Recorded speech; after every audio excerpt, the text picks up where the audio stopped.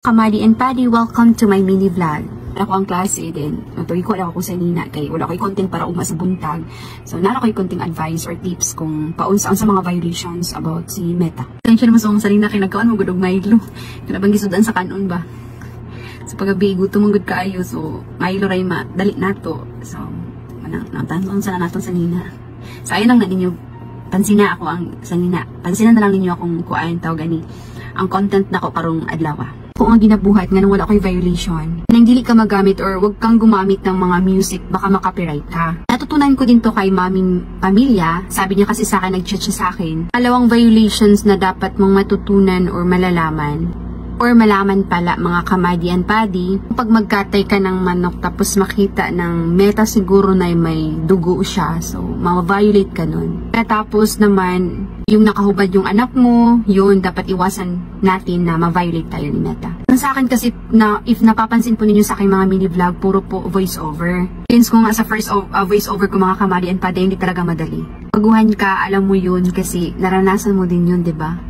At naman siguro ng vlogger mga kamadi ay naranasan talaga yung pag first voice-over mo. Pagkatapos may mga vlogger na nga kahit hindi umabot ng 10k, namamonetize na sila, meron na silang ad stream, meron silang nag-viral na mga video, siguro ganun. Or baka yun ang bagong requirements ngayon na hindi na siya aabot ng 10k, mamamonetize ka na. So, yun lang naman yung tips ko sa inyo mga kamadi and Paddy. Siyempre, baguhan pa din ako dito sa larangan ng pagbablog. Tulad ni na Mami Shang, Mami Jovi, mga ganun, mga sikat na vlogger ngayon. Hindi pa ako ganun mga kamadi. So, yung sahod ko po, gamay pa dyan kayo. Pero at least, kung maka $100 ka, meron kang makasahod ka. So, tiis-tiis lang jud ta. Kay sa lahat naman siguro ng pagsisikap natin sa buhay, mayroon namang magandang kapalit nun. Bingan nila tiyaga lang jud ta. Saan ba't yung mga pangarap mo at mga pinaghirapan mo, may patutunguhan din. May nagtatanong pala kung anong gamit ko daw na phone. Sa totoo lang mga kamadi and Paddy, yun talaga yung pinakaunang problema ko nung nag-umpisa pa lang ako ng pagbablog. Yung phone talaga. At saka alam nyo ba, umutang kami ni Mr. na hanggang ngayon binabayaran ko pa rin. Nag-record nga umutang ka ng phone, ng iPhone para ka nang indot imuhang quality sa imuhang video. Dili man ninana mga kamadi kay sa tinuod lang wala naman good ko yung phone. May phone pero dali na kayo malubat, mga di maabot to 1 hour, malubat na dayon siya. So yun, napag-desisyon na naming mag-asawa na mangutang muna ng iPhone.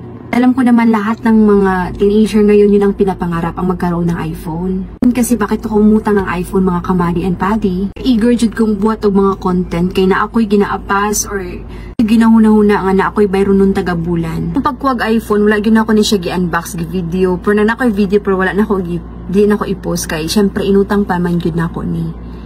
Ano akong experience sa pag-umpisa na ako sa pag-vlog. Kanilaging na akay plano, na akay tumong upangandoy sa mong kinabuhi. Nga ka nang makaling kawas pud ka, o matabangan pud mo imong pamilya, so ginabuhat na ako ang tanan. Para bisa gamay na lang pud ko'y maidalit sila ha.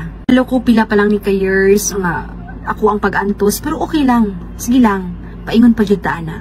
Basta ang advice lang nako, okay lang mangutang basta ka nang naalang ka ikabayad. Maghunahuna pud ka nga, asa ka mukuha, nga imo ang ibayad sa imong giutang.